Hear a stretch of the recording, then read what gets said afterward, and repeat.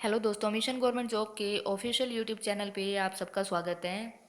बहुत दिनों के बाद मैंने वीडियो अपलोड की है। कारण मैंने आप लोगों को कम्युनिटी बॉक्स के अंदर बताया था, मैंने पिक्स भी अपलोड की थी। और जिन जिन भी स्टूडेंट्स ने मुझसे पूछा था मैंने उनको पर्सनली बता दिया था कि 15 तारीख को हमारी इंगेजमेंट थी, जिस वजह से मैं वीडियो अपलोड नहीं कर पाई क्योंकि मैं काफ़ी ज़्यादा बिजी थी। बहुत जल्दी मैं चैनल के ऊपर इंगेजमेंट की वीडियो भी अपलोड करूँगी, तो आप सब ज़रूर देखना और अपनी बेस्ट विशेज़ हमें ज़रूर देना। तो आज हमारा ये 29 पार्ट है। आप किसी भी कंपटीशन एग्जाम की तैयारी कर रहे हो, जीके बहुत इंपॉर्टेंट है और जीके के बिना आप कंपटीशन एग्जाम जो है वो क्लियर करना बहुत मुश्किल हो जाता है। तो जीके स्ट्रोंग रखो अपनी, और मैं कोशिश करूंगी कि रेगुलर वीडियो अपलोड कर पाऊँ। तो आज का हमारा 280 क्वेश्चन मैंने कंप्लीट करवा दिए हैं और हर वीडियो के अंदर मैं लगभग आपको 50 से 60 क्वेश्चन कराती हूँ, यानी हर क्वेश्चन के साथ 4 क्वेश्चन बताती हूँ। तो लगभग मैंने 1000 से ऊपर क्वेश्चन आपको रिवाइज करा दिए हैं और आपको याद भी कराए हैं। आज की वीडियो के अंदर भी लगभग 50 से 60 क्वेश्चन मैं आप लोगों को आराम से रिवाइज करा दूंगी, आराम से वीडियो सुनना। तो पहला क्वेश्चन है, भाषाओं का उल्लेख भारतीय संविधान की किस अनुसूची में है? हम संविधान की अनुसूचियां कर रहे थे, तो जल्दी से मेरे साथ साथ रिवाइज करना है आपने।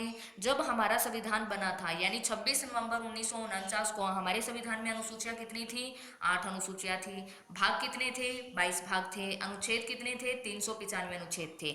लेकिन जब हमारा संविधान यानी वर्तमान संविधान के अंदर अनुसूचियां कितनी हो चुकी है? 12। अनुच्छेद हो चुके हैं 465 से भी ज़्यादा। और भाग में अगर सब पार्ट्स अगर हम ऐड कर देते हैं तो टोटल कितने चैप्टर हो चुके हैं? 25 चैप्टर हो चुके हैं। अब आपको 12 की 12 अनुसूचियां याद रखनी है और 25 के 25 चैप्टर आपको याद रखने हैं। तो अब ये भाषाओं का उल्लेख संविधान की किस अनुसूची में है? तो 8वीं अनुसूची में है। और 8वीं अनुसूची में कितनी भाषाओं का वर्णन किया गया है? तो 22 भाषाओं का उल्लेख किया गया है। अब 1 से लेके 8 तक सारी अनुसूचियां मैं आप लोगों को रिवाइज कराती हूँ, मेरे साथ साथ रिवाइज करना है। संविधान की पहली अनुसूची में राज्यों और केंद्र शासित प्रदेशों का उल्लेख है। वर्तमान में पूरे भारत में 28 राज्य हैं और 8 केंद्र शासित प्रदेश हैं। ओके। दूसरी अनुसूची में वेतन और भत्तों का उल्लेख है। तीसरी अनुसूची में शपथ का उल्लेख है। चौथी अनुसूची में राज्यों का राज्यसभा में प्रतिनिधित्व का उल्लेख है। पांचवी अनुसूची में SC ST का उल्लेख है। छठी अनुसूची में असम, मेघालय, त्रिपुरा और मिजोरम के जनजाति क्षेत्रों का उल्लेख है। सातवीं अनुसूची में संघ और राज्यों के बीच में शक्तियों का बंटवारा किया गया है और 3 प्रकार की सूचियां बनाई गई है, संघ सूची, राज्य सूची और समवर्ती सूची। और 8वीं अनुसूची में भाषाओं का उल्लेख है। और कितनी भाषाओं का? 22 भाषाओं का। आगे समझ में? नेक्स्ट क्वेश्चन है हमारा, मिसलेनियस का उल्लेख भारतीय संविधान के किस भाग में है? हम भाग भी कर रहे हैं। मिसलेनियस यानी कि जो मुद्दा किसी और चैप्टर में नहीं जा सकता, जो पॉसिबल नहीं है कहीं और ऐड करना, उसको इसके अंदर ऐड कर दिया जाता है। जैसे मिसलेनियस एक्सपेंसेस होते हैं ना, मिसलेनियस एक्सपेंसेस यानी छोटे मोटे खर्चे। तो जो कोई ऐसा मुद्दा है जो किसी और चैप्टर में नहीं जा सकता, उसको हम मिसलेनियस बोलेंगे। उसका उल्लेख संविधान के किस भाग में है? तो भाग नंबर 19 में है। अब 19 के 19 चैप्टर हमें रिवाइज करने हैं। तो संविधान के पहले भाग में किसका उल्लेख है? संघ और उसका राज्य क्षेत्र। संविधान के दूसरे भाग में नागरिकता का उल्लेख है। तीसरे भाग में मौलिक अधिकार का उल्लेख है, जो कि अनुच्छेद 12 से लेकर 35 तक कवर करता है। और वर्तमान में 6 मौलिक अधिकार हैं, अमेरिका से लिए गए हैं। भाग नंबर 4 में किसका उल्लेख है? राज्य के नीति निदेशक तत्वों का उल्लेख है कि एक राज्य नीतियां बनाते टाइम किन तत्वों को ध्यान में रखेगा। 4 में मौलिक कर्तव्य का उल्लेख है, जो 42वें संविधान संशोधन 1976 द्वारा संविधान में जोड़े गए थे। संविधान के भाग नंबर 5 में संघ का डिटेल में वर्णन किया गया है। 6 में राज्य का डिटेल में वर्णन किया गया है। 7 को 7वें संविधान संशोधन 1956 द्वारा खत्म कर दिया गया है। 8 में केंद्र शासित प्रदेश का उल्लेख है। 9 में पंचायत का, 9 में नगर पालिका का। 10 में SC ST का उल्लेख है। 11 में संघ और राज्यों के बीच संबंध का उल्लेख है। 12 में वित्त और संपत्ति का उल्लेख है। 13 में राज्यों के मध्य व्यापार का उल्लेख है। 14 में संघ और राज्यों के अधीन सेवाओं का उल्लेख है। अब कई बच्चों को लग रहा होगा ये मैडम क्या करा रहे हैं, तो पीछे वाली वीडियो में मैंने एक एक करके आपको सारे चैप्टर करा रखे हैं, वहां जाके आप सारी वीडियो सुनना। ये वीडियो प्लेलिस्ट में मैंने अपलोड कर दूंगी, इस वीडियो को मैं प्लेलिस्ट में, तो पीछे वाली सारे पार्ट्स आप सुन लेना, ठीक है। 14 में अधिकरण का उल्लेख है। 15 में निर्वाचन का उल्लेख है। 16 में कुछ वर्गों के लिए विशेष उपबंध है। जैसे पहले हमारे संसद में एंग्लो इंडियन का प्रावधान था, राज्यों की विधानसभाओं में भी एंग्लो इंडियन का प्रावधान था, लेकिन वर्तमान में इसको खत्म कर दिया गया है। ठीक है, तो ये आपको याद रखना है। 17 में राजभाषा का उल्लेख है। 18 में आपातकाल का वर्णन है। हमारे देश में 3 प्रकार की इमरजेंसी लग सकती है, राष्ट्रीय आपातकाल, राष्ट्रपति शासन और वित्तीय आपातकाल। ठीक है, और 19 के अंदर मिसलेनियस का उल्लेख है। तो 19 चैप्टर करवा दिए हैं और मैंने रिवाइज भी करा दिए हैं। मेरे सामने कोई नोट्स नहीं है। जिस प्रकार से मैंने वर्बली आपको याद कराए हैं, वैसे आपको भी सारे चैप्टर वर्बली याद होने चाहिए। ठीक है, नेक्स्ट क्वेश्चन है हमारा, बेरिलियम की परमाणु संख्या और द्रव्यमान क्या है। साइंस से क्वेश्चन है, पीरियोडिक टेबल से क्वेश्चन है, ये मैंने आपको बता रखा है। यहाँ पे बेरिलियम का जो सिंबल होता है वो Be होता है। इसका जो एटॉमिक नंबर है वो 4 है और एटॉमिक मास कितना है, 9 है। आवर्त सारणी यानी पीरियोडिक टेबल का पहला एलिमेंट हमने हाइड्रोजन किया था, उसमें परमाणु संख्या और द्रव्यमान 1 था। उसके बाद हीलियम किया था, उसका 2 4 था। उसके बाद लिथियम किया था, उसका 3 7 था। और उसके बाद हमने बेरिलियम किया है, उसका कितना है, हमारा 4 9 है। यह आपको सारा का सारा लर्न होना चाहिए अच्छे से।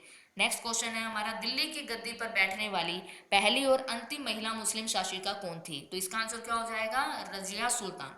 हमारे यहाँ पे दिल्ली सल्तनत शुरू कब से होती है, 1206 से होती है। दिल्ली सल्तनत 1206 में शुरू होगी और सबसे पहला जो वंश आएगा वो गुलाम वंश आएगा। और गुलाम वंश की रजिया सुल्तान दिल्ली की गद्दी पर बैठने वाली पहली और अंतिम महिला मुस्लिम शासिका है। ठीक है, 1206 से दिल्ली सल्तनत शुरू होगा और खत्म कब होगा, 1526 में।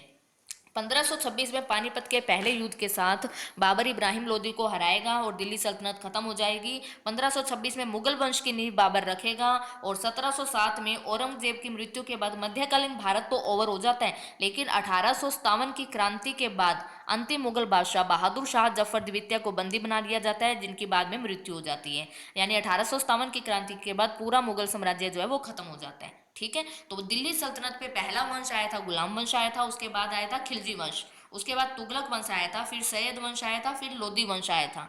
लोदी वंश के अंतिम राजा इब्राहिम लोदी को बाबर ने हराया था और बाबर ने मुगल वंश की नींव रखी थी। फिर बाबर के बाद बाबर का बेटा आया था हुमायूं, फिर उसके बाद उसका बेटा अकबर आया था, फिर अकबर के बाद जहांगीर यानी सलीम आया था, फिर शाहजहां आया था। इस प्रकार से उनका वंश चला था और अंतिम मुगल सम्राट जो था वो बहादुर शाह जफर द्वितीय था, जो 1857 की क्रांति में माना जाता है कि शहीद हो गया। उसकी पूरी फैमिली खत्म कर दी जाती है और उसको बंदी बना लिया जाता है और बाद में उसकी मृत्यु हो जाती है। ठीक है, तो याद रखना है, ये दिल्ली की गद्दी पर बैठने वाली पहली और अंतिम महिला मुस्लिम शासिका रजिया सुल्तान। भारत में किसी भी राज्य की पहली महिला सीएम कौन बनी थी, सुचेता कृपलानी बनी थी। ठीक है, कहाँ की बनी थी, उत्तर प्रदेश की बनी थी। और किसी भी राज्य की पहली महिला राज्यपाल सरोजनी नायडू। आगे समझ में। नेक्स्ट क्वेश्चन है हमारा, गुरु घासीदास नेशनल पार्क भारत के किस राज्य में है। तो इसका आंसर हो जाएगा छत्तीसगढ़। छत्तीसगढ़ के अंदर है गुरु घासीदास नेशनल पार्क। छत्तीसगढ़ की कैपिटल रायपुर है। मणिपुर की कैपिटल इम्फॉल है। मणिपुर में पूरे विश्व का एकलौता तैरता हुआ नेशनल पार्क है जिसका नाम है कायबुल लैमजाऊ नेशनल पार्क। ओके, राजस्थान की कैपिटल जयपुर है। हरियाणा की कैपिटल चंडीगढ़ है। नेक्स्ट क्वेश्चन है हमारा, वर्ल्ड प्रेस फ्रीडम डे कब आता है। तो वर्ल्ड प्रेस फ्रीडम डे आता है 3 मई को। हर साल 3 मई को वर्ल्ड प्रेस फ्रीडम डे मनाया जाता है। 22 अप्रैल को वर्ल्ड अर्थ डे मनाया जाता है यानी भूमि दिवस मनाया जाता है। 7 अप्रैल को हम क्या मनाते हैं, विश्व स्वास्थ्य दिवस मनाते हैं। जल्दी से कमेंट करके बताओगे मुझे कि 11 जुलाई को कौन सा डे मनाया जाता है। किंग कप किस खेल में दिया जाता है, तो बॉक्सिंग में दिया जाता है। पोलो में प्लेयर कितने होते हैं, 4 होते हैं। और पोलो का एक कप मैंने कराया हुआ है आपको, एजरा कप। एजरा कप पोलो में दिया जाता है। वाटर पोलो में 7 प्लेयर होते हैं। मेजर ध्यानचंद कप किस में दिया जाता है, हॉकी में दिया जाता है। एक्सिस बैंक का हेडक्वार्टर कहाँ पर है, तो एक्सिस बैंक का हेडक्वार्टर मुंबई में है। आरबीआई बैंकों का bank reserve bank of India का हेडक्वार्टर भी मुंबई में है। स्टेट बैंक ऑफ इंडिया का हेडक्वार्टर भी मुंबई में है। देना बैंक जो कि विजय बैंक में मर्ज हो चुका है, इसका हेडक्वार्टर भी मुंबई के अंदर ही है। एचडीएफसी बैंक का हेडक्वार्टर भी मुंबई के अंदर है। एक्सिस बैंक का हेडक्वार्टर भी मुंबई में है। मुंबई में बहुत सारे बैंक हैं। सेंट्रल बैंक ऑफ इंडिया का हेडक्वार्टर भी मुंबई में है। ठीक है, श्रीपुरम गोल्डन टेम्पल भारत के किस राज्य में है। सिंपल गोल्डन टेम्पल पूछे तो पंजाब अमृतसर सबको पता है, लेकिन श्रीपुरम गोल्डन टेम्पल पूछे तो आंसर देना है आपको तमिलनाडु। तमिलनाडु के अंदर है श्रीपुरम गोल्डन टेम्पल। तमिलनाडु की कैपिटल चेन्नई है। कर्नाटक की कैपिटल बेंगलुरु है जहां पर इसरो का हेडक्वार्टर है। महाराष्ट्र की कैपिटल मुंबई है और हरियाणा की कैपिटल चंडीगढ़ है। रासलीला किस राज्य का लोक नृत्य है, तो रासलीला उत्तर प्रदेश का लोक नृत्य है। उत्तर प्रदेश की कैपिटल लखनऊ है जो गोमती नदी के किनारे है। सिक्किम की कैपिटल गंगटोक है। राजस्थान की कैपिटल जयपुर है और गोवा की कैपिटल पणजी है जो मांडवी नदी के किनारे है। 2011 की जनगणना के अनुसार जनसंख्या में भारत का सबसे बड़ा राज्य यूपी है, सबसे छोटा सिक्किम है, एरिया में सबसे बड़ा राजस्थान है और सबसे छोटा कौन सा है, गोवा है। तो ये हमारी आज की वीडियो थी। वीडियो पसंद आई तो प्लीज़ वीडियो को शेयर ज़रूर करना, चैनल को सब्सक्राइब ज़रूर करना, और हम अपनी बेस्ट विशेज़ हमारे साथ रखना, और इसी प्रकार से हमारे चैनल को आगे बढ़ाते रहना।